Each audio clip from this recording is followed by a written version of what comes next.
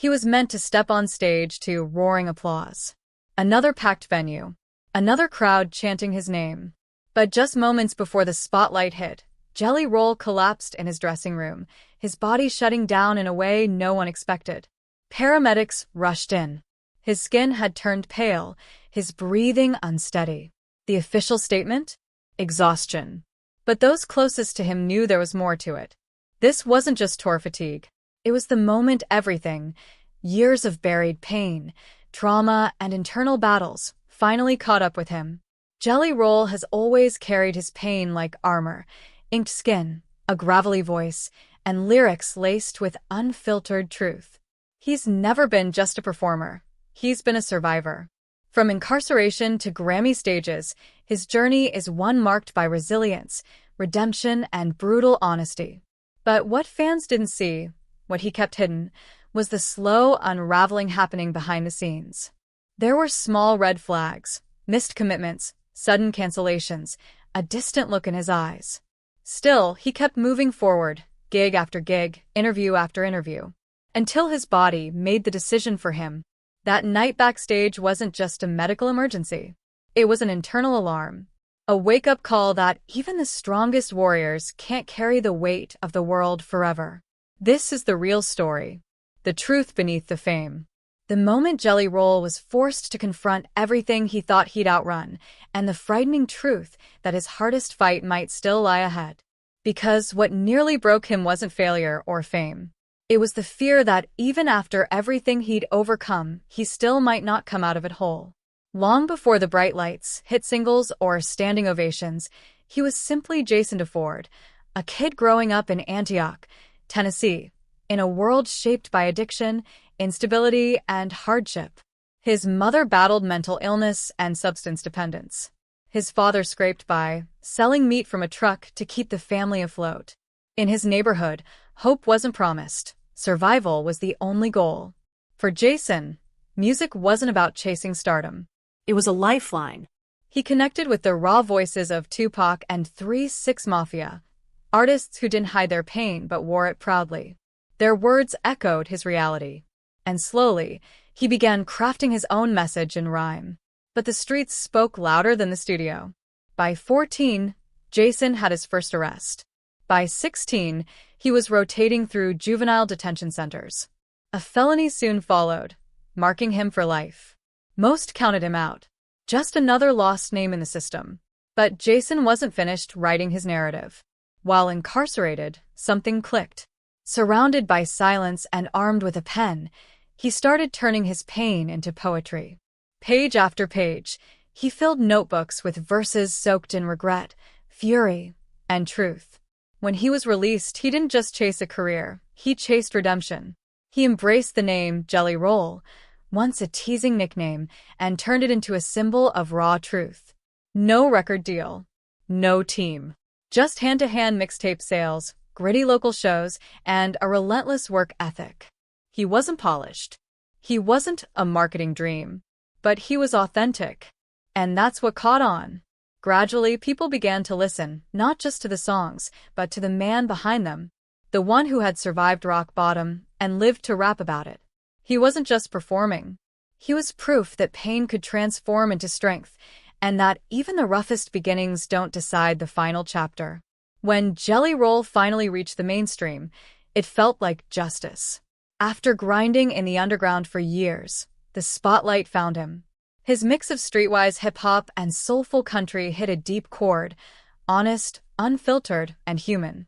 Tracks like Son of a Sinner weren't just songs, they were confessions, connecting with fans who saw their own struggles in his voice. He went from underdog to household name. But behind the fame, healing was still out of reach. In fact, success only added more weight. Fame arrived fast. Headlining tours, accolades, TV features, and non-stop appearances. But with each win, so did new expectations. He wasn't just an artist now, he was a public figure. A husband, a father, an example. And each smile for the media became another mask over the wounds he hadn't mended. The demons he once rapped about? They never left. They were waiting in the shadows. Anxiety crept in again. Old patterns returned, Not substance use, but isolation, burnout, emotional numbness.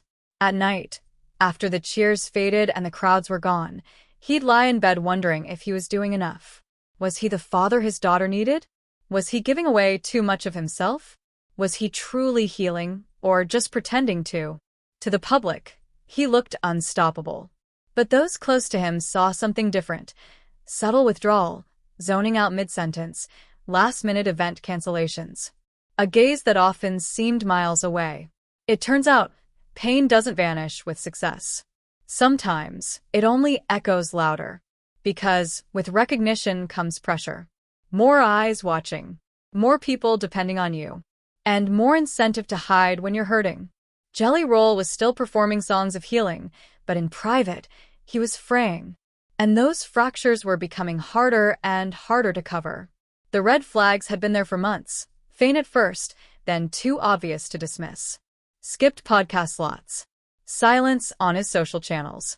A growing unease among his team and loved ones that something was off. Jelly Roll was still showing up, still performing, still smiling, but something had shifted.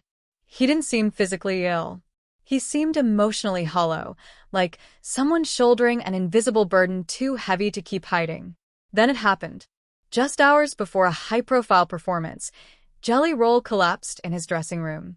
Paramedics were called in. His skin was clammy, pulse erratic, breathing shallow.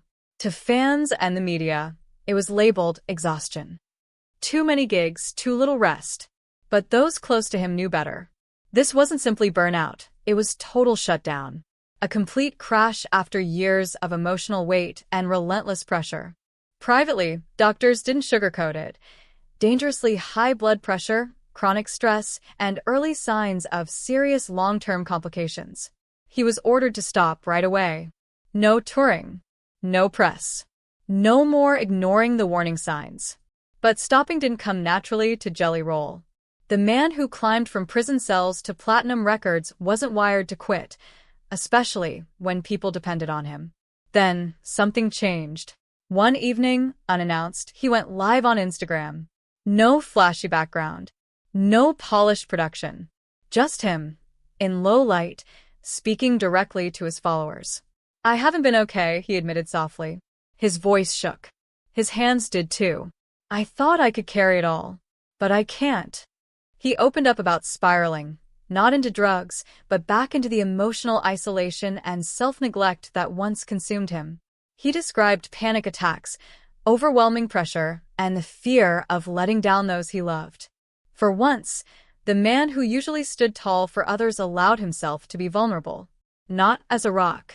Just as a man in pain, asking to be seen. That raw moment struck harder than any lyric he'd ever written.